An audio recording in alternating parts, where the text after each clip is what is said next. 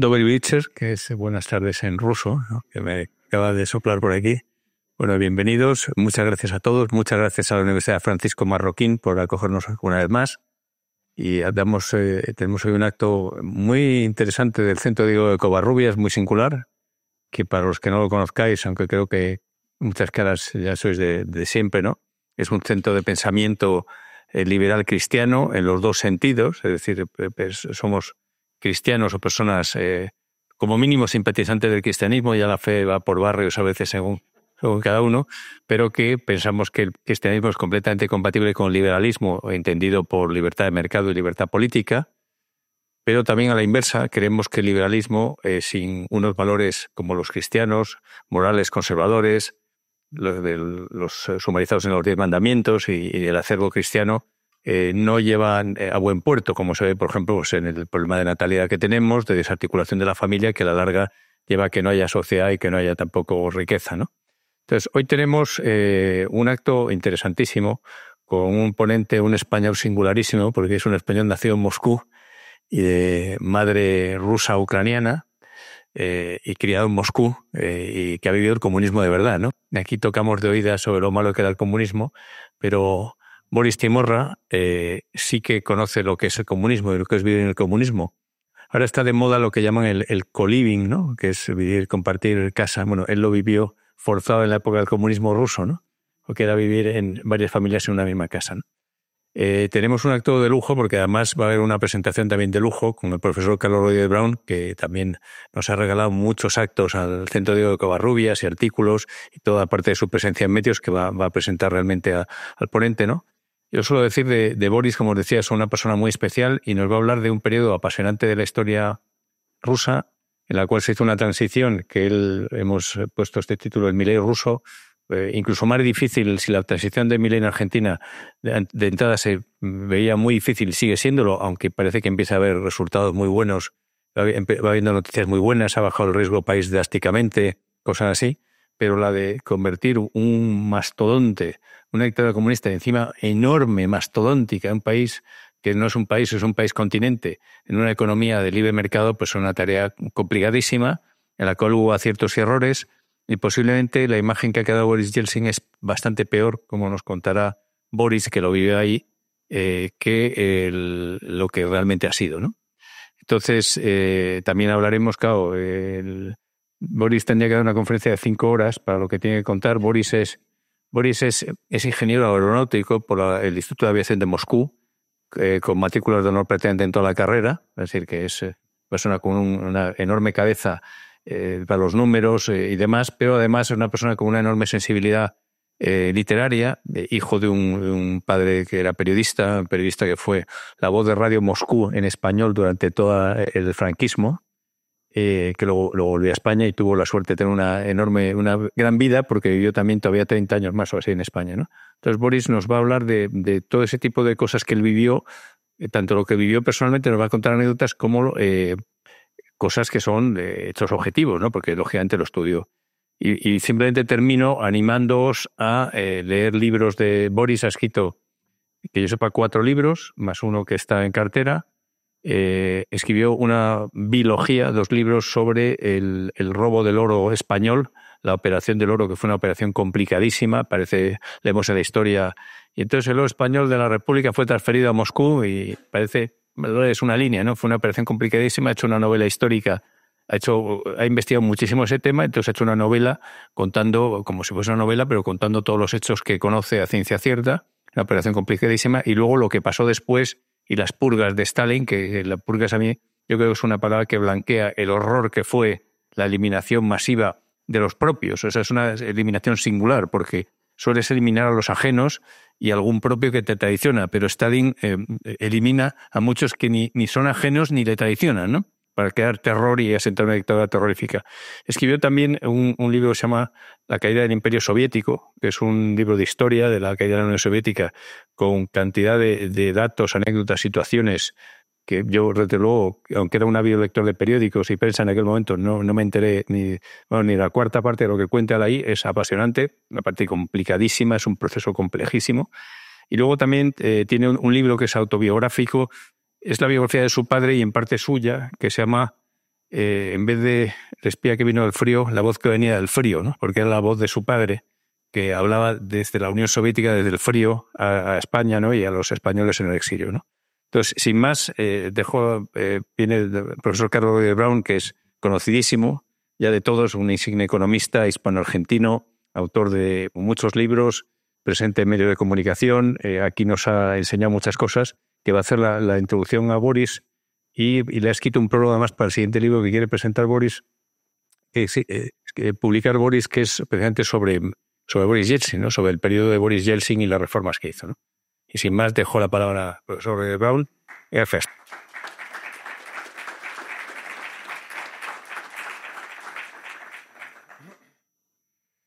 Muy bien, muchas gracias.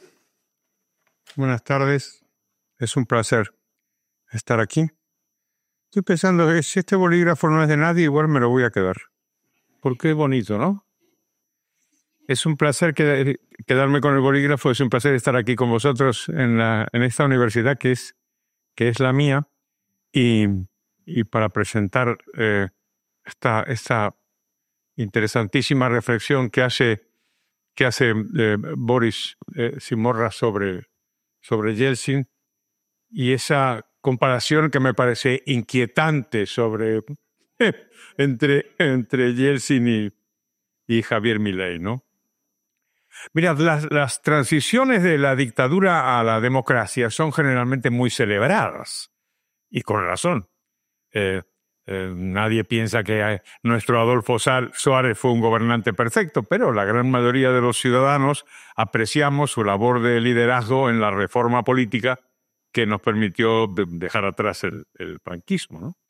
La apertura económica también suele ser bienvenida, tanto si la establecen democracias, como hizo Alemania después de la derrota de los nazis, como cuando la cometen dictaduras como la China de Mao desde 1979 o el propio franquismo 20 años antes.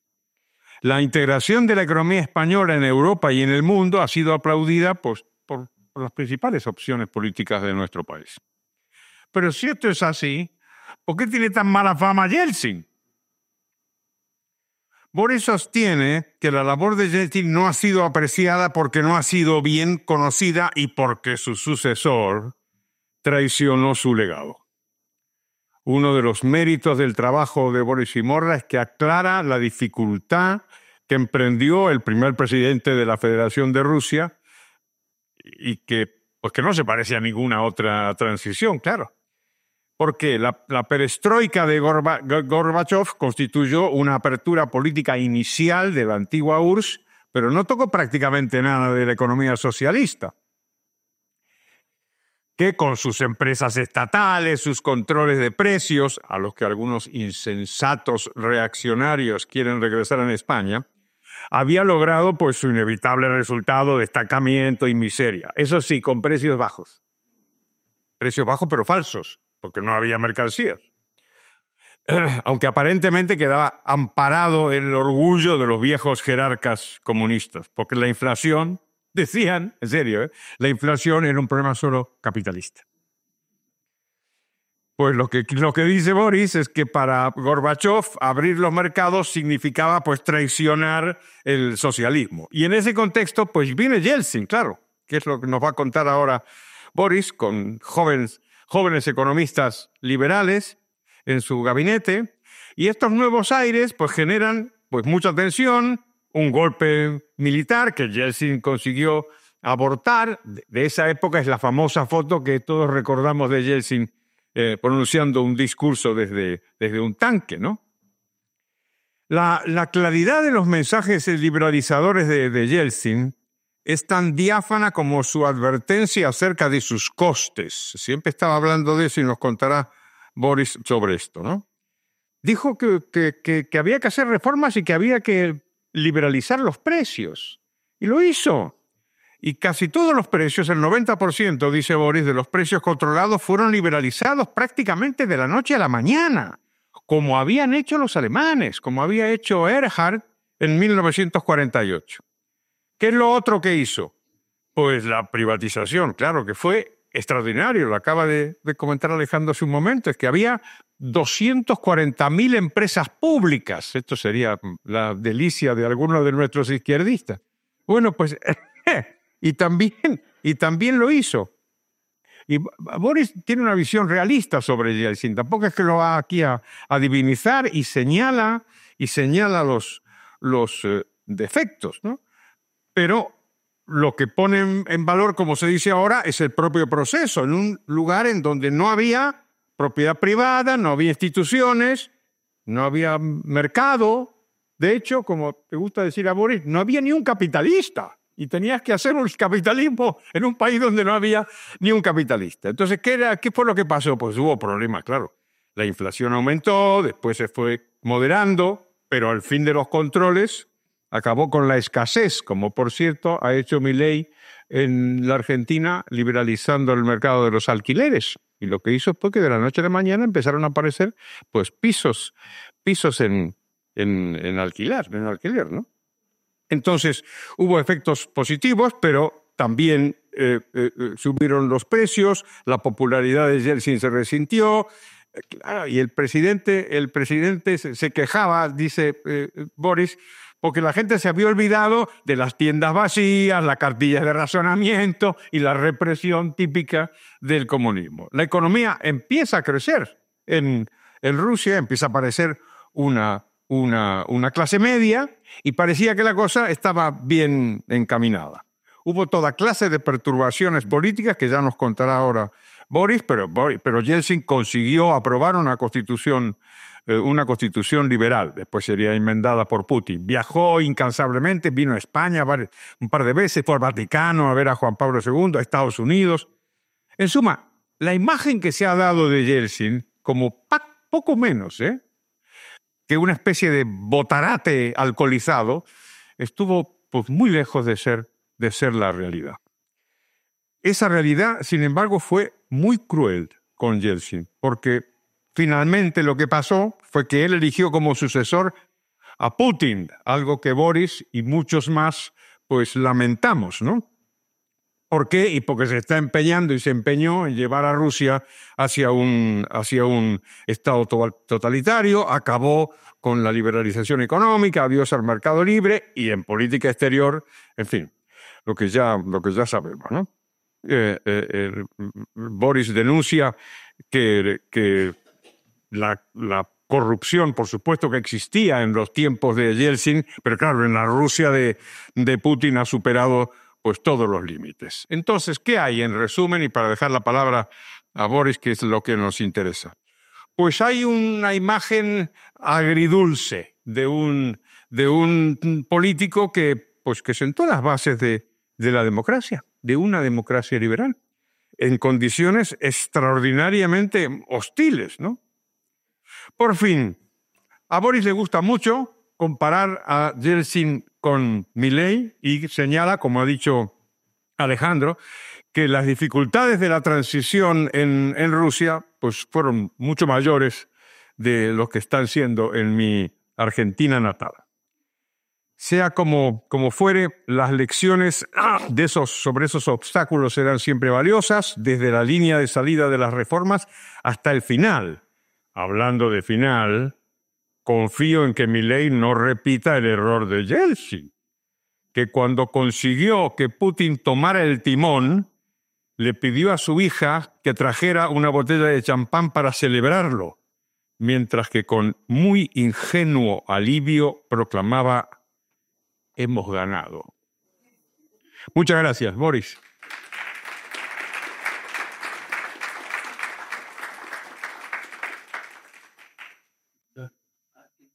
Muchas gracias. ¿Soy bien?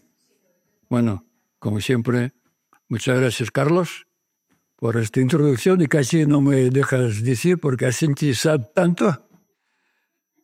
Muchas gracias al Centro Diego Covarrubias por organizar este evento y muchas gracias por la presentación de Alejandro Macarrón y más que nada, muchas gracias a todos vosotros que a pesar de las fechas tan complicadas, habéis venido a escuchar sobre las épocas tan lejanas, pero que no pierden la actualidad y cada vez esta actualidad es más vigente.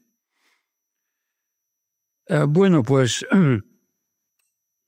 mi intención en esta intervención es explicar cómo las reformas económicas liberales aplicadas en la Rusia postsoviética por el entonces presidente reformista Boris Yeltsin permitieron en solo 8 años transformar aquel país con una economía centralizada, planificada y 100% controlada por el Estado, en un país descentralizado, con la economía de libre mercado y con un sistema político democrático en sustitución del anterior régimen de la dictadura comunista soviética. Fueron reformas que en algunos aspectos se asemejan bastante a lo que está haciendo en Argentina 30 años más tarde el recién elegido presidente Javier Milei, con su política de las reformas económicas libertarias. Me pareció interesante esta comparación. Bueno, teniendo un tiempo bastante limitado por el formato de esta conferencia, me centraré principalmente en los objetivos de aquellas reformas, sus enormes dificultades, problemas, los logros y menos fracasos, porque de esto se sabe mucho más, porque hay mucha literatura sobre fracasos y sobre esta mala imagen de Boris Yeltsin. Voy a empezar dibujando la situación política y económica que había heredado Boris Yeltsin de la disuelta en diciembre de 1991 la Unión Soviética. En el país reinaba un caos económico, después de que Mikhail Gorbachev, que bien ha dibujado también Carlos Brown, siendo el presidente de la URSS, había intentado dentro de su programa de cambios, llamado la perestroika, a mejorar el nefasto sistema económico socialista, introduciendo en él ciertos elementos de la economía de mercado y algunos incentivos para los trabajadores, pero sin tocar el control y la administración por parte del Estado, de la gran industria y del sector agrario, así como la planificación centralizada de la economía en general. Fue un intento de conciliar el control con la liberalización y la planificación con el mercado. Resultó un fracaso total. Como resultado, el ya establecido sistema socialista se había dejado de funcionar como antes y no se había llegado a formarse adecuadamente la economía de mercado real. En 6 años del gobierno de Gorbachev, esta economía híbrida ha llevado el país soviético a un caos económico, la brutal bajada de la producción y una escasez crónica de la mayoría de los productos y artículos del consumo popular. Casi todo en el territorio del país estaba racionado y los productos básicos solo se podían adquirir por medio de todo tipo de cartillas de racionamiento. ¿Cuáles fueron las principales causas que habían llevado a esta situación? En primer lugar, la continuada despreciación del rublo, a consecuencia de la política del gobierno de Gorbachev de incrementar sueldos, pensiones y otros subsidios para demostrar a la población la bonanza de la perestroika. Mientras la producción de artículos de consumo en el país no solo no crecía, sino que estaba bajando. Había cada vez más rublos en manos de la población y cada vez menos productos en las tiendas. En segundo lugar, la falta de los productos estaba ocasionada por el debilitamiento de las relaciones entre el gobierno central, que era responsable de la distribución de los productos a nivel de todo el país, y los gobiernos regionales, las 15 repúblicas que formaban la URSS, que tenían obligación de garantizar la producción de determinados productos y artículos en sus territorios y suministrarlos a otras regiones. Muchas empresas regionales empezaban a tomar un contacto directo entre sí, evitando los órganos centralizados de distribución y intercambiaban sus productos, así llamado trueque, según los acuerdos bilaterales y no por los precios establecidos por el Estado, que como hemos dicho que eran muy bajos. De esa manera, la gran parte de la producción a nivel nacional no pasaba por las tiendas estatales, donde habitualmente estaba comprando la mayoría de la población, y éstas se quedaban desabastecidas. Los kolkhozes, las granjas colectivas soviéticas, se negaban a suministrar sus productos a las ciudades a los bajos precios estatales. Y la tercera razón fundamental de la escasez fue un bajo nivel, ya hemos hablado también otra, de los precios que establecía la todavía socialista Estado a los productos y artículos que estaban produciendo en el país. Durante toda la existencia del poder soviético, los bajos y fijos precios de los productos de amplio consumo se consideraban como un indiscutible y más importante logro de la economía socialista frente a la capitalista, con sus subidas permanentes de los precios que, según la propaganda soviética, mermaba el poder adquisitivo de la clase trabajadora. Para el autor de la perestroika, y eso dijo Carlos muy bien, subir los precios significaba traicionar la esencia del bienestar socialista, que él intentaba salvar por todos los medios. Este es un breve cuadro económico que Boris Yeltsin había heredado de Gorbachev. Voy citando. El PIB nacional solo en un año, 1990, bajó el 12%. El consumo individual bajó el 17%. El Vneshekonombank, el Banco Estatal Soviético para el Comercio Exterior, declaró un default por una suma de 5,4 mil millones de dólares y pidió a los bancos y empresas extranjeras renegociar la devolución de la citada deuda. Grave situación con las disponibilidades de los cereales y, como consecuencia, para la producción del pan nuestro de cada día. En 1990, la cosecha de los cereales fue más baja en 15 años. Y en 1991 resultó 25% menos todavía. No había divisas para su compra en el extranjero, mientras de su importación dependía la cobertura de 1/3 del consumo mínimo necesario. Incluso no había dinero para fletar los barcos para el transporte de los cereales ya comprados.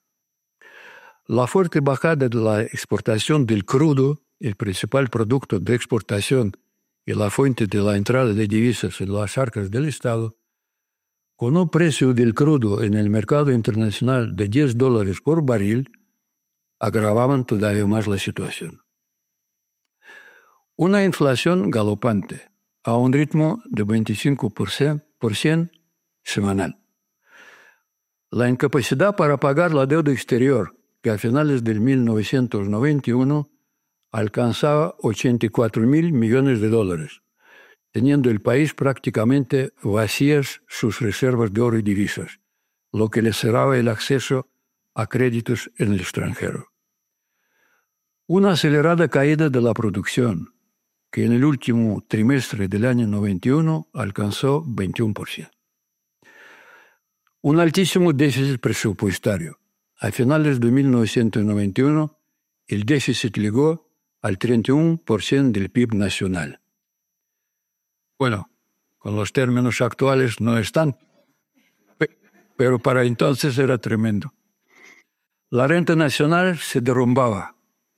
En 1991, solo en este año cayó un 20% en relación con la del año anterior. En esa situación tan crítica, había que actuar con la máxima urgencia para salvar el país del colapso total e incluso de una posible revuelta popular. Ya no había tiempo para unos parches y medidas improvisadas de tipo Gorbachev. Había que buscar unas medidas que podrían haber cambiado la situación radicalmente. Y el único camino en esta dirección fue la liberalización de la economía, de las ataduras y el control estatal, dejando paso a la economía de libre mercado, a la iniciativa privada y a la libre competencia. Pero no hubo en aquel momento en el país, sometido a lo largo de más de 60 años a la economía socialista, muchos economistas conocedores de la economía de mercado, o sea, de la economía capitalista. Los asesores del presidente Yeltsin buscan por todos lados a los posibles conocedores del sistema económico capitalista. Y por fin, con dificultades, encuentra a un joven profesor de economía, Yegor Gaidar, uno de los más radicales críticos en aquel momento de la economía socialista. Entonces ya con las reformas de Gorbachov se podía criticar. Le proponen formar un equipo y preparar para el presidente de la Federación Rusa un programa de urgentes medidas económicas para paliar la grave crisis que estaba azotando el país.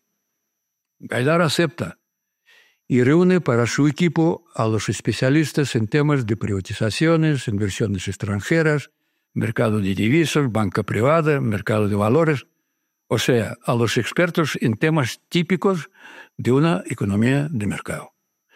Son los mejores, cada uno en su terreno: Anatoly Chubais, Boris Fyodorov, Piotr Aven, Alexander Shokhin, Andrei Nechayev, Vladimir Lopukhin. A algunos les sonarán que estudiaban aquella economía. Todos pronto serán ministros en el nuevo gobierno reformista del presidente Yeltsin. Cuando el programa de las reformas más urgentes estaba preparado, lo presentan al presidente Yeltsin. Es un plan verdaderamente radical y su aplicación al inicio de las reformas evidentemente producirá efectos impopulares. El brusco crecimiento de los precios, quizás solo visto en la historia reciente de Rusia durante la política bolchevique de la NEP durante los años 20, el desempleo a causa de la reestructuración del sector productivo y de la privatización de las empresas estatales, la drástica reducción de los gastos presupuestarios, incluidas las partidas sociales para evitar una inflación galopante a fin de estabilizar el presupuesto, una considerable pérdida del poder adquisitivo para la mayoría de la población. ¿A quién podrían gustar semejantes medidas? Pero la contrapartida, y lo explica Gaidar a Yeltsin, sí que infundía esperanzas.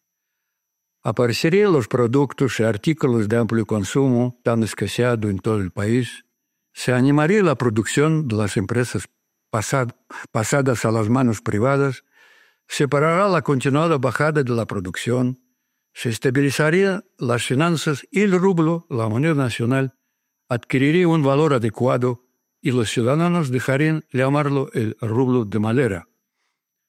Y los ciudadanos dejarían llamarlo y podrían gastar sus salarios comprando las cosas imprescindibles para una vida sin escaseces. Los agricultores estarían interesados para cultivar más los productos y especialmente los cereales, ya que podrían venderlos a los precios justos del mercado y la Rusia, el antiguo granero de Europa, se dejaría de depender de las importaciones y de las continuas amenazas de la hambruna.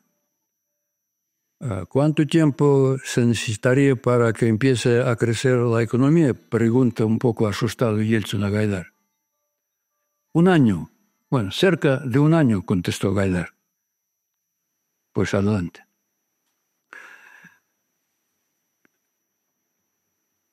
Las principales etapas de la reforma económica, la terapia de choque. El paquete de las medidas que ha preparado el equipo de Gaidar era amplio y ha abordado prácticamente todas las facetas de la vida económica de la Rusia de entonces. Era necesario repetir, pero al revés, todo lo que habían hecho los bolcheviques en 1917 para sepultar el sistema capitalista propio de la Rusia de los zares. Era una auténtica terapia de choque liberadora. Liberalizar los precios que durante tantos años estaba fijando y controlando el Estado. Reinstaurar la propiedad privada en sustitución de la estatal. Eso suponía privatizar el inmenso patrimonio del Estado. Liberalizar totalmente la actividad económica, que se encontraba por completo en manos del Estado. Liberalizar el comercio exterior, que era monopolio estatal, abriendo con urgencia las fronteras para permitir la libre entrada de los productos extranjeros, ya que a finales del año 91, en la Rusia socialista, escaseaban muchísimos artículos de consumo popular, como ya hemos dicho.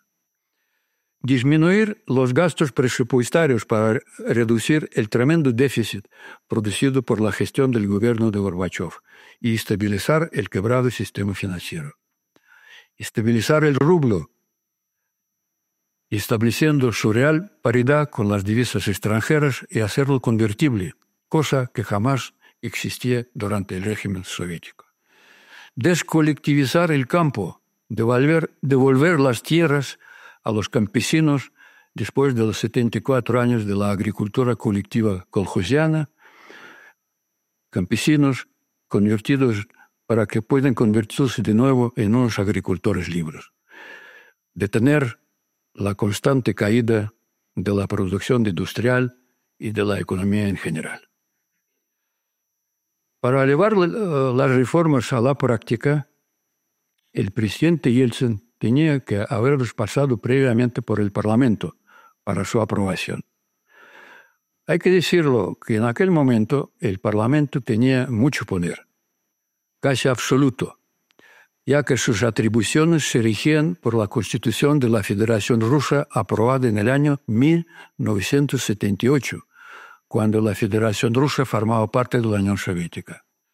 Solo más tarde, en 1990, cuando en el marco de la reforma política de Gorbachov había aparecido la figura del presidente de la URSS y de las demás repúblicas soviéticas, en la Constitución de la Federación Rusa fueron introducidas unas enmiendas que fijaban los poderes del presidente, bastante limitados y en algunos aspectos no suficientemente claros, que en un momento dado chocarían frontalmente, como lo veremos un poco más adelante.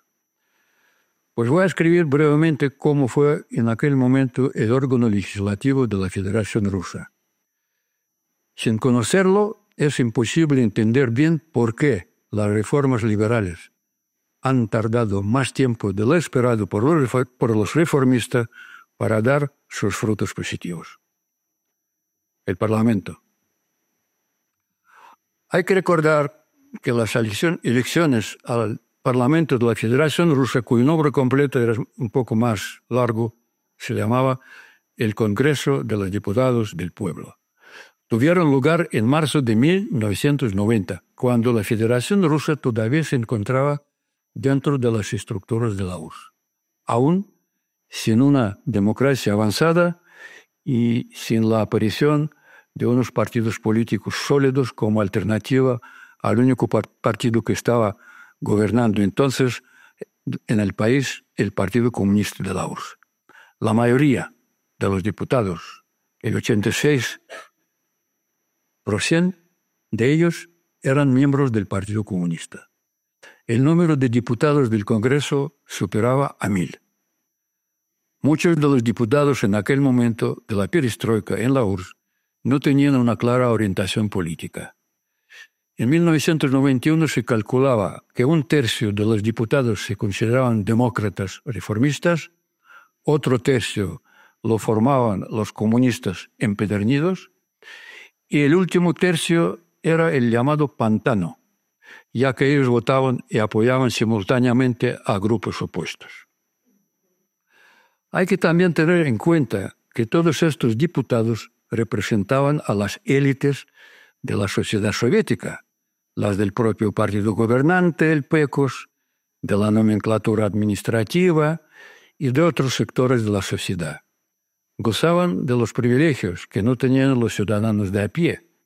No sufrían tanto las penurias de la escasez de los productos de consumo, ya que a su disposición tenían unos centros cerrados de la distribución solo para ellos, donde podían comprar cualquier cosa que no se encontraba en la venta en las tiendas al público. Por ello, no eran tanto en contra del régimen socialista, que les garantizaba una vida bastante cómoda y bien alimentada. Conocían los problemas que padecía el régimen, tanto económicos como políticos. Querían más libertades, menos censura y represión, mejor abastecimiento de las tiendas para el pueblo y también de sus distribuidoras. Ellos solo pretendían mejorar el sistema socialista, como el propio Gorbachov. Y ahora, el presidente Yeltsin tenía que decirles que hay que apartarse del camino hacia el socialismo-comunismo y prácticamente volver a la senda del capitalismo, tan despreciado, criticado y satanizado durante los 74 años del poder bolchevique. Parecía imposible que Yeltsin, con un programa de reformas tan capitalistas, pudiera conseguir el visto bueno de este parlamento todavía tan comunista. Pero lo consiguió. Fue el 28 de octubre de 1991, cuando Yeltsin pronunció en el Parlamento de la Federación Rusa uno de sus más célebres e importantes discursos, que fue crucial para el comienzo de las reformas en la Federación Rusa. Tuvo que emplear todo su prestigio personal, muy alto en aquel momento, utilizar unos argumentos muy claros y bien explicados, demostrar su total convencimiento en que el programa que él presentaba tendría un éxito que todo el país estaba esperando. Y asombrosamente tuvo la aprobación casi unánime, 76 votos a favor de los 19 diputados presentes. Fue la primera y la última vez durante los 8 años de las reformas cuando el Parlamento las aprobaba con tanta unanimidad. Haría todo lo contrario, poniendo pegas a las reformas. En estos momentos, todos los diputados conocían perfectamente la explosiva situación social que reinaba en el país y que había que tomar algunas medidas urgentes para mejorarla. Ellos creían en aquel momento en la magia y la habilidad del presidente Yeltsin, quien tantas veces había demostrado salir de ganador en las arduas batallas políticas que se libraban durante la perestroika de Gorbachov, pues la actual sería una más. Acuerdo las palabras de aquel histórico discurso del presidente Yeltsin. Hemos logrado la libertad política. Ahora hay que conseguir la libertad económica. Quitar todos los obstáculos en el camino hacia la libertad de las empresas, de los emprendedores. Son casi palabras textuales que hoy en día está pronunciando Javier Milei en sus discursos reformistas en su Argentina natal y en los foros económicos mundiales. El elemento clave para iniciar las reformas fue la liberalización de los precios. Los reformistas sabían que una liberalización de los precios en la situación que se encontraba la economía del país, con una producción muy baja y con escasez de toda clase de productos, produciría inevitablemente una fuerte subida de precios que golpearía con fuerza el bolsillo de la gente. Pero no se puede esperar más. Desde ahora, todo, la liberalización de los precios, las privatizaciones, la creación de las leyes correspondientes, debía hacerse a la vez. No había otra alternativa. Fue el segundo día del año 1992 cuando se publicó uno de los primeros decretos del presidente Yeltsin sobre la liberalización de los precios. Como dijo Carlos, ya cerca del 90% de todos los precios que antes fijaba el organismo estatal, el Comité de Precios del Gosplan, fueron liberalizados, menos los de los recursos energéticos y de las materias primas básicas. Durante el primer mes de las reformas, los precios se multiplicaron por 3,5. Pero no hubo protestas sociales. La gente, advertida por el propio presidente Yeltsin en su discurso antes mencionado, apretó el cinturón esperando a que pronto llegasen los efectos positivos. Y llegaron. El primer efecto positivo fue la aparición en las tiendas de productos y artículos que el pueblo no había visto durante muchos años. Los precios eran más altos, pero se podía comprar los productos que antes no había en la venta. Para la primavera de 1992, en solo 4 o 5 meses, el problema de la escasez fue prácticamente resuelto. Fue el primer gran logro de las reformas.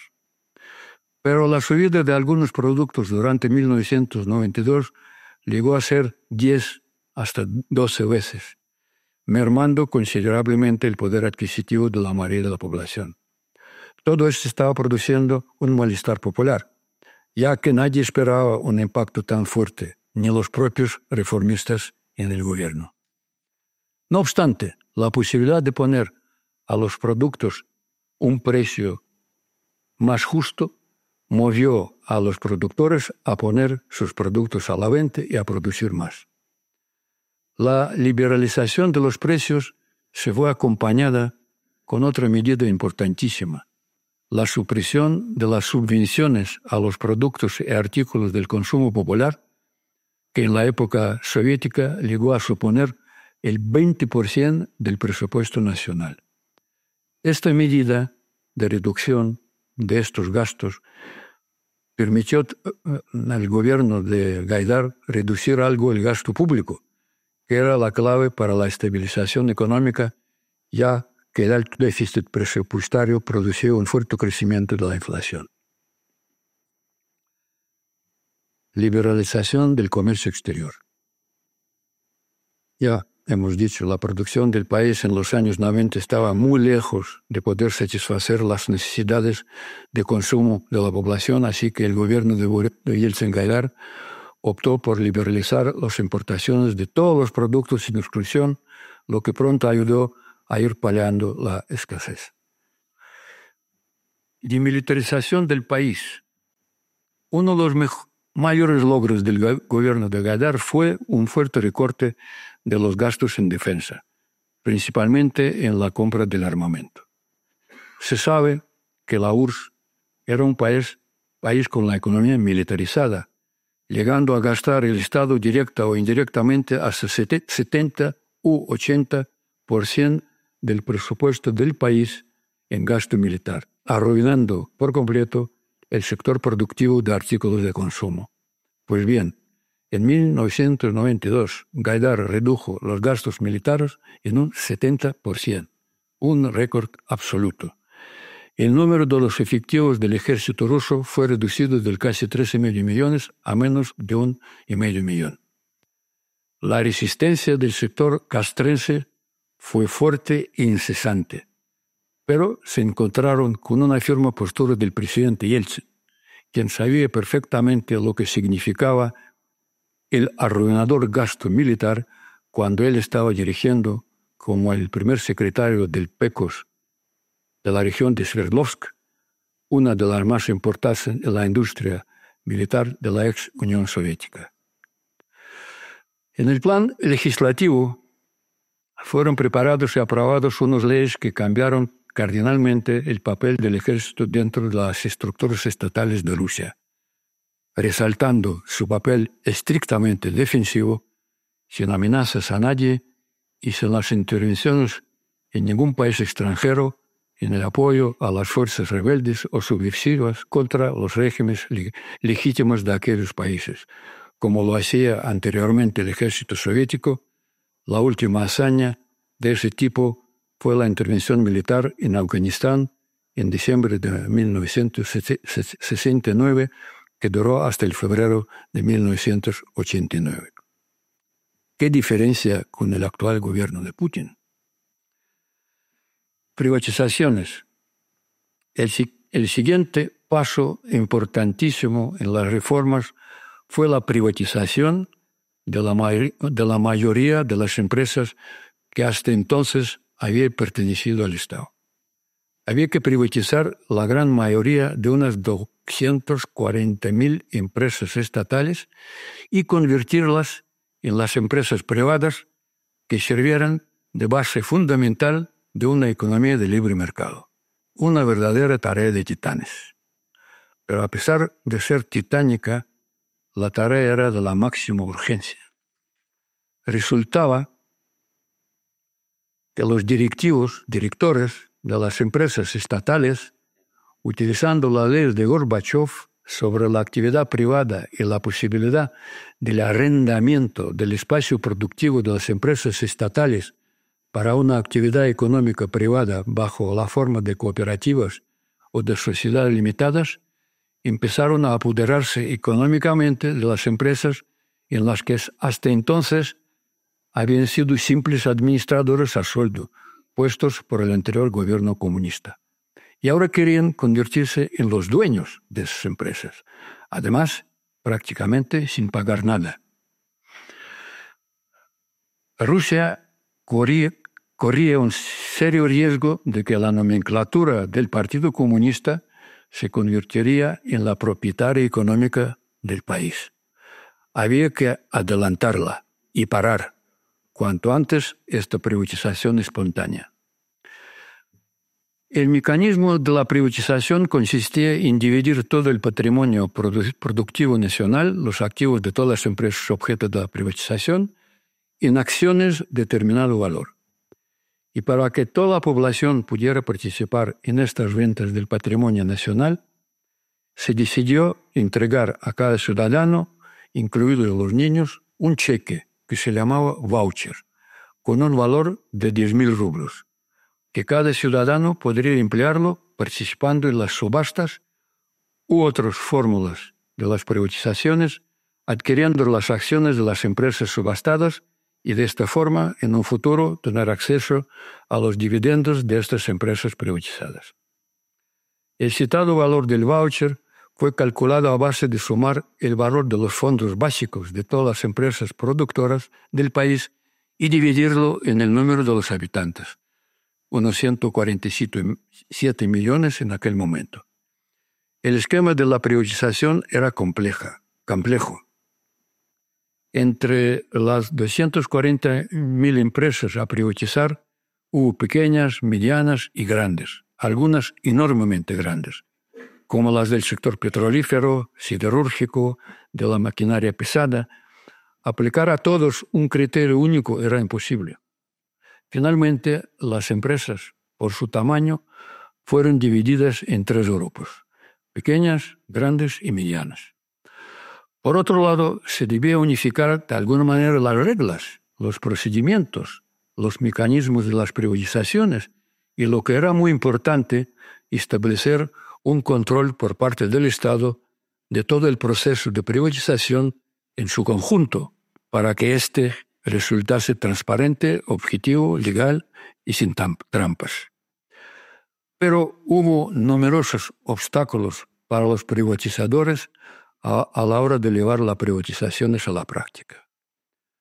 Los directores de las empresas exigían poder tener en su poder un número de acciones que fuese suficiente para controlar la empresa, su empresa, y tener la mayoría a la hora de tomar las decisiones sobre ella. Estas exigencias las apoyaba el poderoso lobby que estos directores rojos, que se los llamaba, tenían en el todavía muy rojo Parlamento ruso. Y como la ley de privatizaciones tenía que pasar por la aprobación del Parlamento, el no contar con estas exigencias condenaba a la ley a su no aprobación. Por otro lado, los mismos privilegios exigían así llamados colectivos de los trabajadores de la empresa. Estos también tenían en el Parlamento su propio lobby, importante. Otro obstáculo que estaba poniendo el Parlamento era que no se podía privatizar todas las empresas del país. Algunas debían quedarse en manos del Estado por su importancia y el papel vital que podían tener para toda la economía del país. Así que a los funcionarios del Ministerio de Privatizaciones les costó unos enormes esfuerzos, paciencia y habilidad para convencer a esos lobbies parlamentarios a reducir al mínimo la lista de las empresas vetadas para la privatización, que al principio fue muy numerosa. El proceso de la privatización fue dividido en varias etapas. En la primera fase, que comenzó en abril-mayo de 1992, se empezaba a privatizar las pequeñas empresas que producían artículos de consumo, así como los comercios que vendían dichos productos al público, y las empresas del sector de servicios, restaurantes, cafeterías, peluquerías, lavanderías, talleres de reparación, etc. También las empresas medianas y una parte de las grandes fueron privatizados en esta etapa. En las subastas de las acciones de estas empresas se utilizaban los mencionados vouchers, con que la población pudo participar activa y masivamente en esta fórmula de privatización. ¿Cuáles fueron los resultados de esa fase de la privatización? La primera fase de la empresa fue bastante fácil y rápida. Para 1 de noviembre de 1994, cerca del 70% de estas empresas, entre ellas más de 85.000 tiendas, restaurantes y establecimientos de servicios, pasaron a manos privadas. Cerca de 25 millones de los rusos invirtieron sus vouchers en los fondos de inversión, especializados en las compras de las empresas en las subastas públicas. Unos 40 millones de ciudadanos los invirtieron directamente en las acciones de las diferentes empresas. Un tercio de la población vendió sus vouchers al precio del mercado en aquel momento, sin querer correr el riesgo de investirlos y luego no poder recibir beneficios algunos en caso de que las empresas privatizadas resultaran poco rentables o acabaran en quiebra, lo que efectivamente ocurrió con no pocas empresas privatizadas en manos de sus nuevos dueños. Faltaban, y mucho, los empresarios en un país donde a lo largo de 74 años no había ni uno, ya que todo estaba en manos del Estado socialista. Sin embargo, los que acertaron en investir bien sus cheques en las empresas que tuvieron un buen y próspero desarrollo, multiplicaron finalmente su inversión en ocasiones en cientos de veces. Más complicada resultó la privatización de la parte de las empresas grandes, en las subastas y concursos con pago con dinero. A estas privatizaciones acudían unos grupos más reducidos de los aspirantes, ya que se trataba de unas grandes sumas de dinero y la mayoría de la población no las tenía. Eran los bancos privados, masivamente surgidos durante la perestroika de Gorbachev, también los fondos de inversión u otros reducidos grupos de inversiones que podían reunir grandes sumas de dinero. Estas privatizaciones tardaron varios años para ejecutarse, dado que el número de estas empresas era más bien alto, unas 16.000, y los procedimientos jurídicos y burocráticos fueron más complejos y necesitaban más tiempo. La privatización de las grandes empresas no estuvo exenta de escándalos y maquinaciones entre los organizadores de las subastas y los participantes. De alguna de estas subastas fraudulentas salieron más de uno multimillonario súbito. Mis contactos en el Ministerio de Privatizaciones reconocían en unas charlas privadas que les faltaban medios humanos para poder controlar todo el proceso de privatización de estas suculentas empresas, ya que los diferentes lobbies no solo ponían trabas, sino organizaban unas verdaderas trampas jurídicas difíciles de descubrirlas a primera vista, teniendo en cuenta que el grueso de todo el proceso de las privatizaciones se transcurría en un muy corto periodo de tiempo que tuvo que estar terminado en noviembre de 1994. Resultados. Para el año 1994, solo en 2 años del proceso de las privatizaciones, a las manos privadas habían pasado 600.000 empresas estatales. A 1 de enero de 1997 fueron privatizadas 126.793 empresas. La privatización de las empresas de una importancia vital para la economía del país, como del sector energético o de la producción de las principales materias primas, se prolongó hasta 1997, pero a un ritmo más lento y se realizaba bajo la fórmula de las subastas, bajo el empeño de las acciones de las empresas estatales.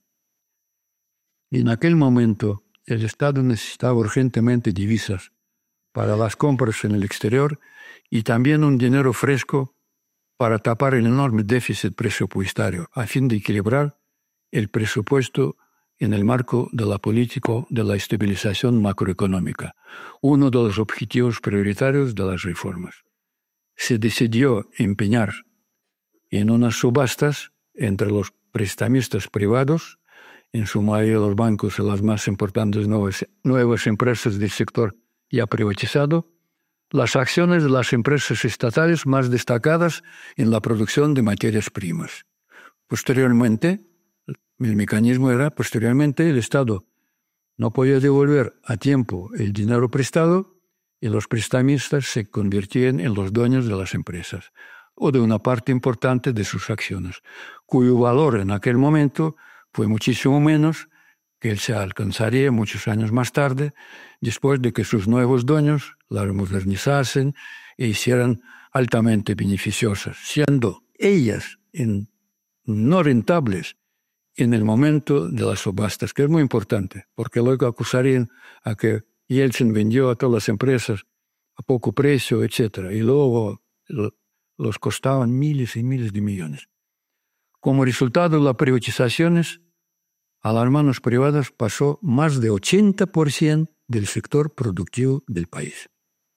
Cosa impresionante.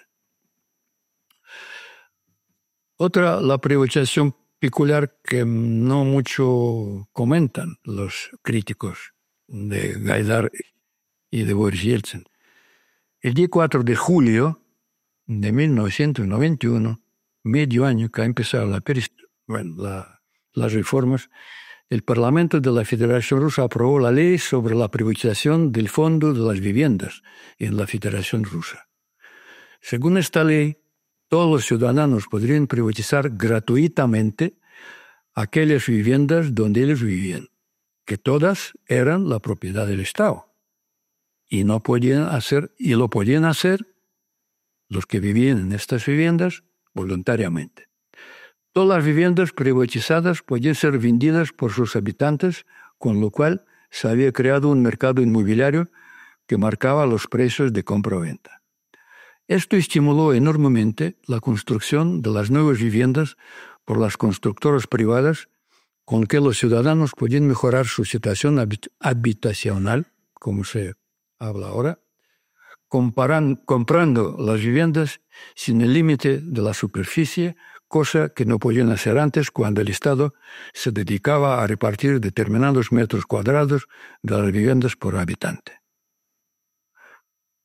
Otra importante privatización fue de las tierras, la descolectivización del campo. Luís, aqui são os pensadores sempre, somos o país assim. Poquito.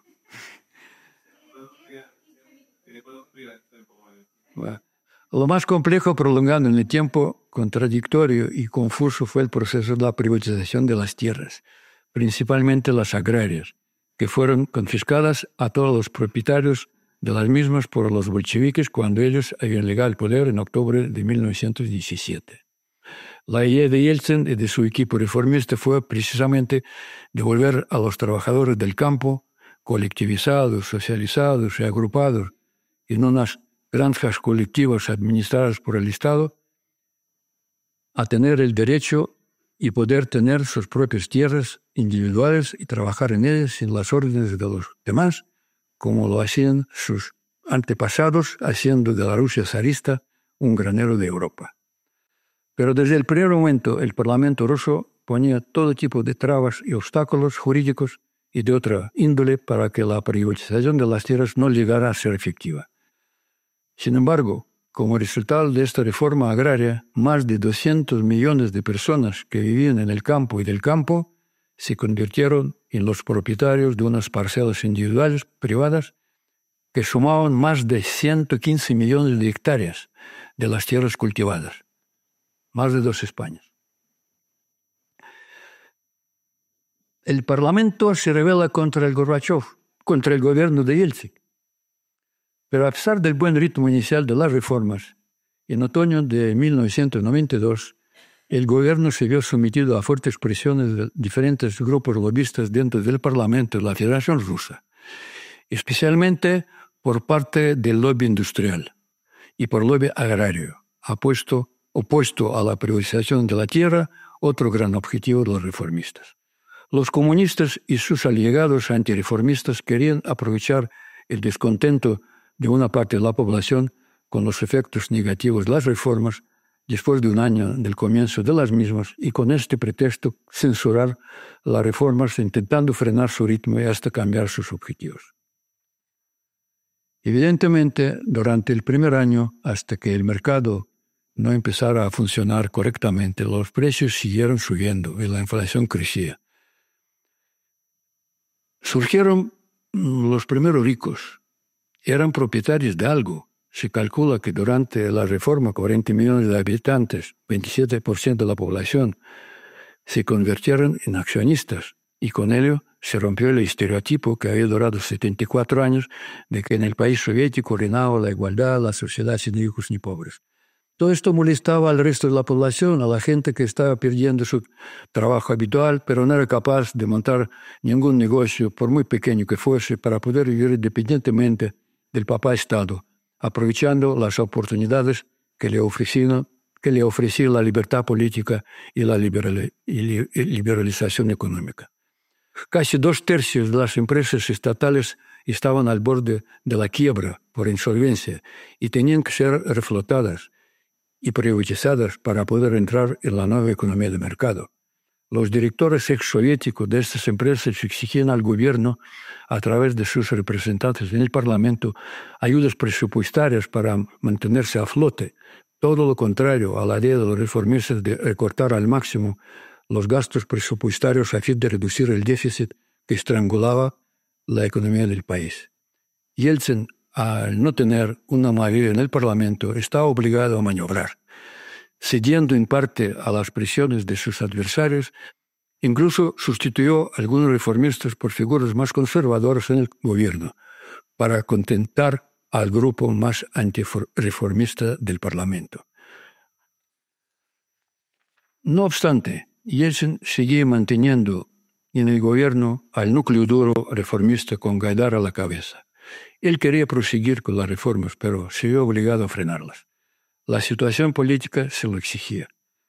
Los conservadores estaban tomando la iniciativa y desafortunadamente el país se quedó a medio camino sin llegar a completar las medidas programadas por los reformistas y con ello se retrasó la verdadera recuperación económica del país hasta los años 97-98. La segunda etapa de la reforma, queda poco. Hay que recordar que durante el periodo 93-97 en el país habían pasado graves acontecimientos que no favorecieron en nada la continuidad de las reformas. En septiembre de 1993, Yeltsin tuvo que disolver por la fuerza el procomunista Parlamento, que intentó destituirlo de la presidencia por la vía del impeachment para paralizar las reformas capitalistas del presidente. Una vez apagada la rebelión, mejor dicho aplastada, del Parlamento, Yeltsin proclamó las nuevas elecciones. En diciembre de 93, el renovado Parlamento aprobó una nueva constitución de la Federación Rusa que reforzaba sustancialmente los poderes del presidente y recortaba los del Parlamento. El 9 de diciembre de 94 empezó la Primera Guerra en Chechenia, que duró hasta agosto de 96, con la firma del armisticio entre las partes enfrentadas, ya que el ejército federal no había conseguido doblegar a las fuerzas rebeldes y ganar la guerra. En junio de 96, Yeltsin, a pesar de su grave enfermedad del corazón y el desgaste físico que le produjeron los acontecimientos citados, ganó en las nuevas elecciones presidenciales su segundo mandato, enfrentándose con un rival muy peligroso, el jefe del Partido Comunista, que tenía un alto rating gracias a las constantes apelaciones al descontento de la población con las reformas. En marzo del 97, Yeltsin, después de una prolongada enfermedad, tuvo una complicada operación al corazón abierto, volvió a la plena actividad política. Lo primero que hizo el renovado presidente fue dar un nuevo impulso a las reformas estancadas durante los últimos 4 años.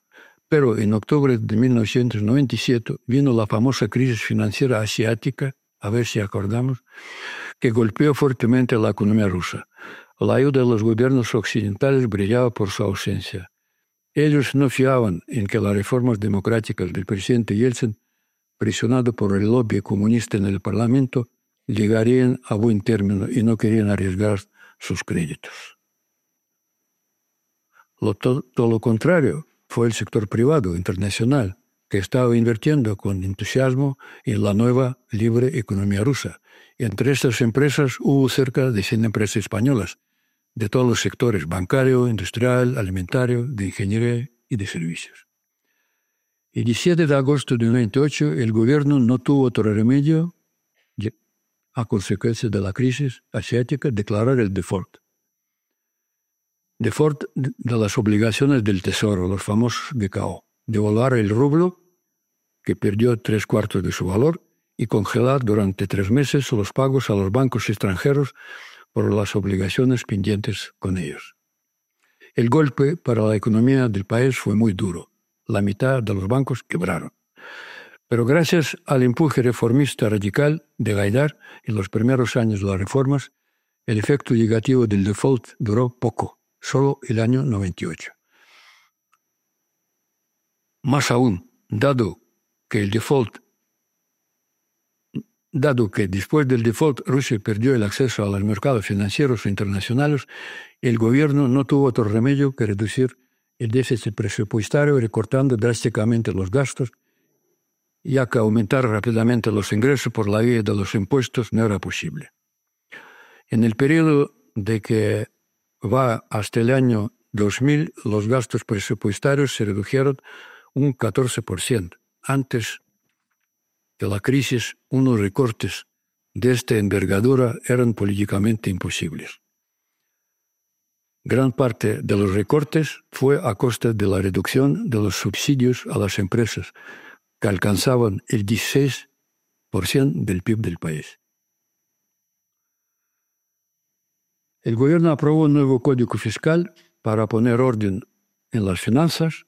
La crisis había provocado la quiebra de las empresas insolventes. Muchos jóvenes empresarios se hicieron cargo de las viejas empresas soviéticas y las reorganizaron. Y así resultó que en 1999 el crecimiento del PIB fue el 6,5%. En diciembre de 1999 se celebraron nuevas elecciones parlamentarias. La mayoría de los nuevos diputados ya no representaban a la vieja guardia comunista y eran partidarios del desarrollo de una economía de mercado. El 31 de diciembre de 1999, Yeltsin presentó su dimisión y fue sustituido por Vladimir Putin, elegido para ello por el propio presidente. Sobre Putin y del error de Yeltsin de elegirlo como su sucesor, podemos hablar en la ronda de las preguntas si queréis. Empezaba una nueva era post-Yeltsin, la de su delfín Putin, que recogió la batuta presidencial cuando el país ya tenía una economía bastante saneada. El Parlamento estaba renovado y dispuesto a apoyar al nuevo y joven presidente. Existía un buen programa de nuevas reformas, diseñado por los reformistas del anterior equipo de Yeltsin. Se había alcanzado la estabilidad financiera. Por tanto, todo estaba listo para proseguir con las reformas y llevar el país a un nivel de bonanza económica y del bienestar social nunca conocidos. ¿Se consiguió esto en la era de Putin? La respuesta a esta pregunta podría ser el tema de otra conferencia o de algunos comentarios que vamos a soltar hoy. Como hemos visto, esta transformación fue dura y compleja, con grandes costes sociales. Fue un precio a pagar por convertir un país con dictadura comunista en un país libre y democrático. Las reformas liberales lo hicieron posible. Por tanto, no tengo la menor duda de que las reformas de Javier Milei, el Boris Yeltsin argentino, va a tener el mismo éxito, a pesar de todos los problemas y la resistencia de parte de los sectores inmovilistas y conservadores de la sociedad argentina, como fue en la época de Boris Yeltsin.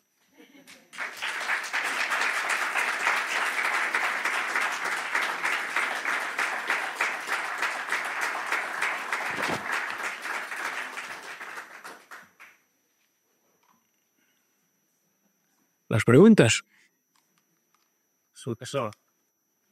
Me van a dejar mi micro, pero aquí preguntando si queréis, tenemos 15 minutitos y así alto. Y yo tenía una pregunta. Mi padre estuvo en la Unión Soviética, bueno, y la de Gorbachev, y por trabajo tuvo contacto con empleados de la empresa en Moscú. Y fue a cenar a sus casas y experimentó lo que ellas, varias familias viviendo en pisos comunales, ¿no? Sí. Entonces, yo quería preguntar, cuando el 24 de julio de 1991 se aprueba la privatización de viviendas estatales, ¿cómo se hace para privatizar un piso que era como comunitario? Muy fácil. Pues todos habitantes del piso, por ejemplo, yo vivía en alguno de ellos, pues privatizaban todo el piso y luego dividían según metros cuadrados, perdón, que estaban ocupando ellos dentro del piso comunal. Bueno, una habitación de 6 metros cuadrados, pues privatizaron ella. Lo que más importante es luego podían ir cambiando estas habitaciones en un piso comunal, quizá por otras en otros pisos que tenían menos habitación, se creó un mercado de viviendas impresionante. Y luego, cuando apareció la posibilidad apareció la venta más pisos, porque los constructores, como he dicho, empezaron a invertir y construir, además construyeron rápidamente, porque la industria constructora soviética era bastante buena. Entonces podían ir comprando parte ya de lo que se vendía en la venta pública, juntar con lo que tenían y a ir a comprar otra vivienda individual. Eso un poco fue el esquema. Y funcionó perfectamente. Muy bien, muchas gracias por la conferencia. Una pregunta que es muy larga, pero bueno, a ver si se puede hacer corta, ¿no? ¿Cuáles serían las motivaciones últimas de Putin ahora? Sabiendo el contexto, de dónde viene todo esto y todo lo que ha pasado, en tu opinión, ¿cuáles serían sus motivaciones? ¿A qué quiere conseguir? Bueno, la motivación de Putin sigue siendo la misma que hace, casi 3 años cuando empezó la guerra en Ucrania. Tiene 2 objetivos. Primero, estrangular a Ucrania como país y como nación, porque si ucranianos salgan con la suya y defienden su independencia, podría ser un muy mal ejemplo para otras exrepúblicas donde Putin hasta ahora tiene bastante influencia a través de sus lobbies, a través de sus títeres, etc.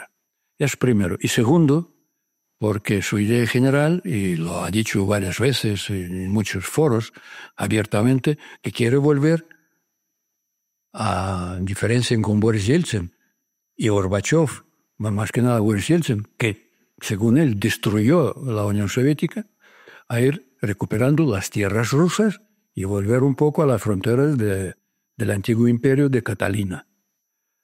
Pues estos dos, y siguen haciendo, a pesar de todos los, bajas que tiene su ejército, a través de que tiene que militarizar su economía, a pesar de que ya empieza a palparse el descontento popular, etc. Pero como todavía mantiene una tremenda represión. Mire, el ejército de policías, que ahí se llama Guardia Nacional, tiene, que no podés ni creer, casi 1,5 millón de efectivos. 1,5 millón imposible. Y bueno, entonces, hasta hoy día espera que puede ganar la guerra.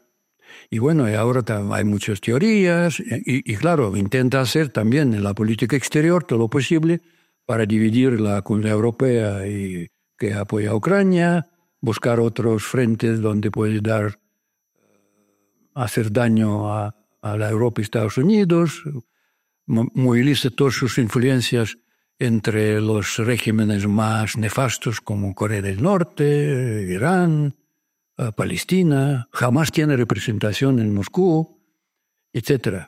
Está convencido de que todavía no todo está perdido. Entonces, y ahora, claro, todos esperan cuál será la postura del presidente Trump cuando entre en Casa Blanca. Hay 20.000 teorías, etc., pero mi opinión personal sería: acabará con la guerra, la parará, no hará perder a Ucrania ni una pulgada de tierra, obligará a Putin o al que le puede sustituir de parar la guerra, devolver las tierras, etc. Lo que pasa que no será en el mismo momento, porque todos ahora dicen, ha dicho que va a parar la guerra en 24 horas. Hombre, es un dicho. Sé por mis contactos que Trump tiene un plan muy sofisticado, de varias etapas, y tendrá un éxito. Luego recordaréis lo que he dicho. Sí, quería. Muchísimas gracias, Boris, por la interesantísima conferencia. 25 años se van a cumplir, por tanto, del mandato de Putin ahora, ¿no? Entonces, ¿qué queda del sistema capitalista ahora o qué queda del sistema socialista? ¿Cuál es el régimen económico que hay ahora en Rusia? ¿Y qué queda también de todos los oligarcas que hemos conocido que se hicieron multimillonarios con las privatizaciones, con la compra de esos vouchers y con los favores de los gobiernos, ¿no? ¿Qué ha quedado de eso? Muchas gracias. Bueno, vamos a ver. Primero, el capitalismo libre, abierto, que construyó Yeltsin con su equipo.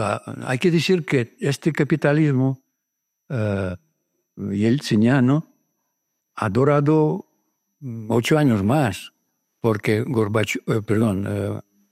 Putin, cuando llega al poder en marzo de 2000, apoyado por Yeltsin, su equipo, etc., cuando ganó las elecciones, Carlos ha dicho que no quisiera que ocurra lo mismo a Milei cuando elija a su sucesor. No, él mandó a su hija a traer champán, además champán soviético existía, así, champán soviético, para brindar y decir, hemos ganado, quería decir, hemos ganado a los comunistas, porque su adversario con quien estaba enfrentado era el secretario del Partido Comunista, que antes de empezar las elecciones del 96 tenía rating de 33%, mientras Yeltsin tenía 3%. ¿Cómo podía no celebrar una victoria? Bien, pero claro, no podía imaginar Boris Yeltsin que ha elegido a un traidor. Pero bueno, también hay que decir que Putin en aquellos tiempos era otro Putin. Este Putin que vemos ahora y que yo le conocía un poquito también, un par de veces hemos tenido algunas reuniones en unos foros, era un hombre completamente diferente. Era un hombre servicial, sin ambiciones, llevaba la cartera de su amo, que era dueño del San Petersburgo, el famoso Sobchak, que era gran amigo y correligionario de Boris Yeltsin en la época de perestroika de Gorbachev. No tenía ambiciones, él estaba muy contento con lo que tenía, porque después de caer Sobchak se trasladó a Moscú, entró en un aparato de Boris Yeltsin, de una figura ahí, sin ningún poder ninguno, y bueno, y estaba contento, porque estaba bien, no esperaba más. Pero ¿cómo definirías ahora el sistema económico ruso? ¿Qué es lo que hay ahora? Capitalismo intervenido por la mafia del Estado de Putin. Pero no vamos a mezclar a los oligarcas, porque es muy importante. Cuando hablamos de los despectivamente, de los oligarcas de la época de Boris Yeltsin, no es correcto.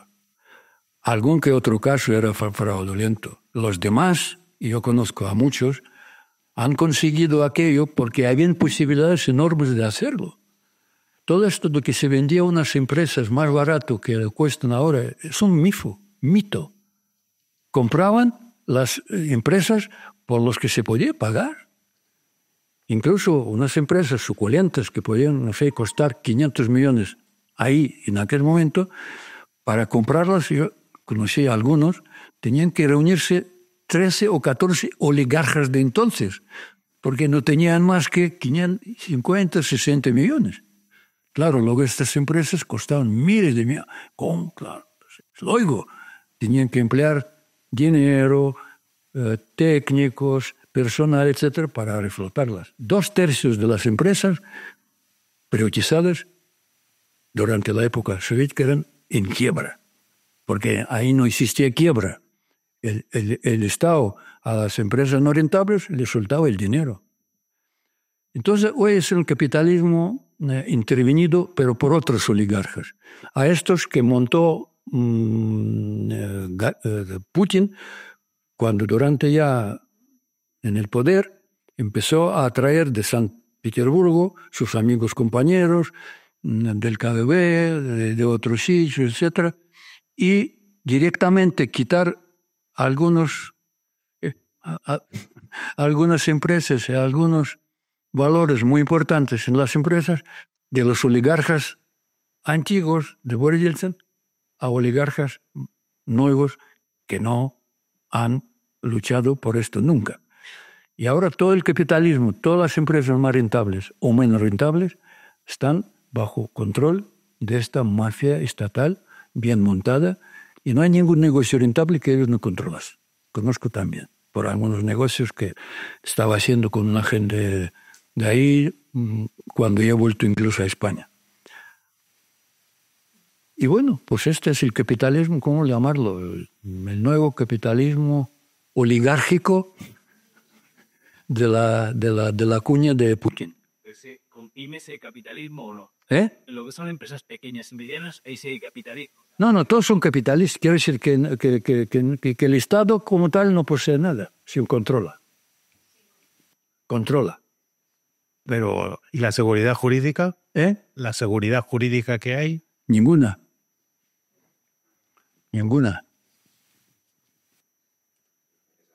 Todo cogido. ¿Quién más? Sí, yo. La expresión famosísima es cuando se jodió el Perú, ¿no? O sea, cuando Putin empieza a verse como un dictador. Recuerdo Kasparov, ¿no? Que oponente suyo, creo que en 2005-2006 fue detenido, entonces él se negó a comer en la comisaría por miedo a que le envenenasen. Entonces, en un gesto muy bonito, su antiguo enemigo Karpov le llevó, que era diputado del Parlamento, le llevó comida, y claro, no le iba a envenenar a alguien como ese. Pero claro, ya era, aquí tardamos en darnos cuenta, si por la propaganda o de conservadora, como Putin era es aparentemente conservador, pues hasta hace 3 años, incluso ahora hay gente conservadora que lo defiende. Pero ya, por ejemplo, Kasparov ya decía que era un dictador más o menos en 2005-2006. Bueno, Putin hay que dar información verdadera. Hasta 2008, justo 2 legislaturas según la nueva constitución aprobada por Boris Yeltsin, él todavía no ha formado bien, formó, pero tardó casi 2 legislaturas para formar su propio nuevo equipo. Ir sustituyendo poco a poco al equipo que heredado de Boris Yeltsin. Pero durante, por ejemplo, primera legislatura, casi todos los ministros y jefes de departamentos de su gobierno eran de los que estaban con Boris Yeltsin. Entonces, por eso la economía rusa, hasta el año 2010, gracias a estas reformas y sacrificios que han hecho los anteriores reformistas, crecía del orden 5, 6, 7% anual.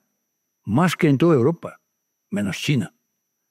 Era, hombre, es que yo que siempre digo, búsquenme un país como la URSS, que en 8 años, de un país como la Unión Soviética, que era en quiebra, se convierta en un país que puja con 5, 6, 7% de crecimiento. Imposible. Entonces él no tocaba la economía. Pero cuando ya terminó los 8 años y ya fue ahí bien acomodado y dice, hombre, qué bien aquí, no voy a dejarlo. Hay que inventar algo. Y entonces hizo aquel truco, porque según la Constitución no podía presentarse a la tercera legislatura. Entonces se presentó en Medvedev, famoso, el títere, estuvo 4 años y luego volvió otra vez Putin y ya enseguida cambiaron la Constitución y han alargado la legislatura a 6 y ahora a mí me parece que está varias veces cambiada a 7. Quiere decir, si no me falla la memoria, Putin puede estar en el poder hasta el año 36, me parece. Si le deja Trump. Claro, porque dices antes que has comentado que a lo mejor hay alguien que puede sustituir a Putin. Eso es... ¿Y cómo? O sea, ¿cómo? Bueno, vamos. esto se producirá, yo creo que sí se producirá, porque llegará el momento, en la época ya de Trump, que él va a hacer 2 cosas. Primera, va a obligar a que el propio ejército o los generales o los que están luchando en Ucrania sin tener la más mínima posibilidad de ganar, y lo saben, se den cuenta que están matando a sus hijos, a sus no sé qué, absurdamente, y que mejor es quitar al jefe.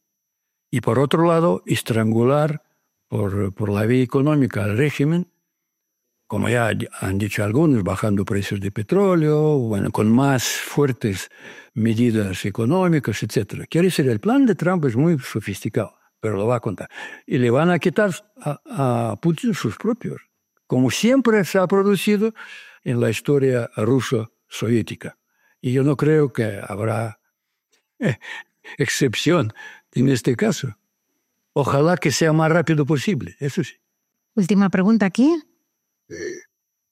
Mire, quería preguntar una cosa que siempre me ha llamado la atención. Cuando acaba la Unión Soviética, todos son empresas estatales. Todo. ¿De dónde sacan el dinero los oligarcas para quedarse con la enorme cantidad de empresas que se quedan? Porque lo que estamos viendo es que, por ejemplo, el petróleo, pues casi se lo queda uno nada más, el aluminio se le da uno nada más. ¿De dónde sale la financiación de eso? Y la otra pregunta que quería decirle es diferente. Se está diciendo que ya tanto Rusia como Ucrania se han quedado sin soldados, ya no tienen gente que mandar a la guerra. Entonces aquello puede ser que se pare quizás por imposibilidad, ¿verdad?, de mandar gente al frente. Muchas gracias. Bueno, pues vamos a ver. Era un proceso muy, casi 8 años, ¿no? Vamos a ver.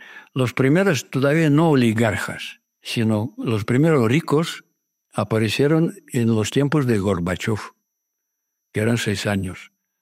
Y yo mencionaba aquí que había algunos cambios de las leyes que permitían cierta actividad privada. Pero era que tú podías ir a la fábrica del Estado y decir, pues yo, X personal, pedimos que nos asigne un espacio y yo voy, por ejemplo, en el turno de la noche, cuando termina trabajar por la gente de la fábrica, con esa gente voy a fabricar en las mismas máquinas mi propio diseño, mi propia cosas, etc. Y luego las voy a vender, no como ustedes con el precio del Estado, sino al precio que yo podría sacar, porque esto ya es mi producto. Esto es lo que permitió Gorbachev. Montón apareció de la gente. Pero no podían apoderarse todavía de la fábrica. ¿Por qué? Porque sigue siendo del Estado. Gorbachev no permitía todavía la propiedad privada. La actividad privada sí, propiedad no. Entonces, la gente acumulaba pasta. Y yo me acuerdo un caso anecdótico, porque claro, todavía regía el Partido Comunista, etcétera, y la gente que ganaba dinero tenía que pagar cuotas, etcétera. Y yo me acuerdo que un cooperativista, esas se llaman cooperativas, cooperativa tal, y fabricaban cosas, ropa, comida, todo eso, que llamamos industria ligera, ¿no? Para pagar las cuotas, y sacó como cuota algo que un trabajador de la misma fábrica que él trabajaba tenía que trabajar 100 años. Bueno, pues aparecía gente con dinero. ¿Por qué? Había posibilidad. Eso quiere decir que el potencial ruso es importante, pero lo que pasa es que estaba oprimido toda la historia.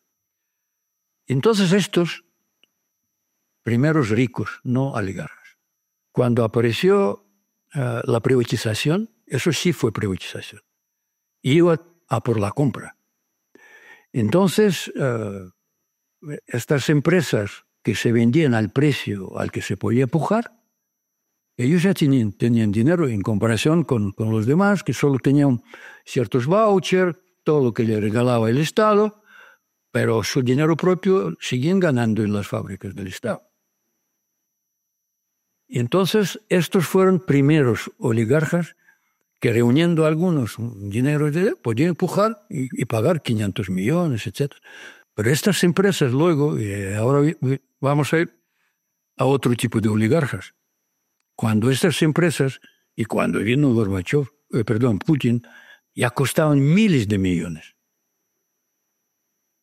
Y por eso digo que parece que la gente comenta que Boris Yeltsin y Gorbachev y Igor Gaidar han vendido todo el patrimonio por mentira. Más aún, en la privatización de las empresas, el gobierno, comprendiendo perfectamente qué posibilidades tenía la gente a comprar una gran empresa, querían que se acepte la participación de las empresas extranjeras, las que sí querían y podían pagar pasta por una empresa petrolera, por ejemplo. Pues prohibió el Parlamento. No vamos a vender nuestro patrimonio socialista, no sé, durante tantos años, y se acabó.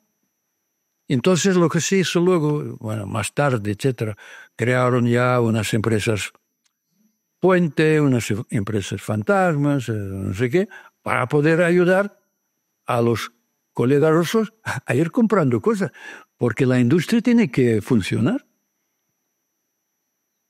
¿Y la segunda cuál era? Los militares. Se han acabado los soldados, que ya no quieren soldados. Bueno, están muy bien. No, hoy en día están movilizados en ambos frentes más de 650.000 soldados por ambos lados, solo en frente, y en retaguardia, etcétera. Bueno, se calcula que ahora Rusia tiene movilizado 1,5 millones.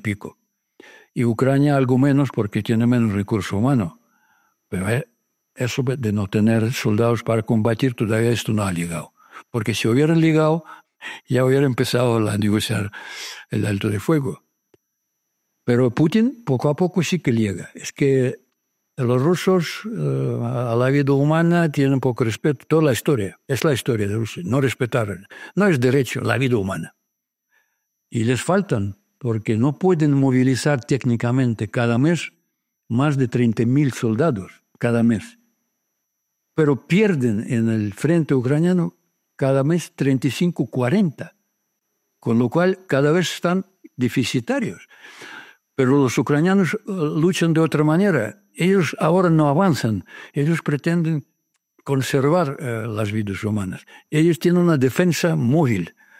Los rusos atacan masivamente.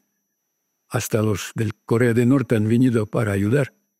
Y los ucranianos hacen defensa móvil. Atacan por aquí, van por ahí, pequeños grupos, van por detrás, por delante. Y el ejército ruso no está acostumbrado a este tipo de guerra. Y pierden cada día 1.300, 1.800, 2.000 soldados diarios. Los ucranianos, según los cálculos, Son muertos todos. no, baja. Bueno, calcula como de parte de Rusia no funciona casi la asistencia médica, da igual. Entonces, Entonces, el número de muertes es muy superior a de los ucranianos, donde sí evacúan, luego hacen lo que tienen que hacer, curan, etc. Se calcula que, en general, por cada ucraniano han caído 5 o 6 rusos, más o menos. Si no, ya Ucrania estaría muerta. Bueno, muchísimas gracias a todos por venir. Gracias Boris Timorra, Carlos Rodríguez Brown, Alejandro Macarrón. Gracias a todo el público y gracias porque ha sido súper interesante. Y muy feliz Navidad. La semana que viene en nuestro semanal felicitaremos la Navidad como Dios manda. Y hasta el año que viene con muchas actividades. Gracias a todos. Gracias a ustedes.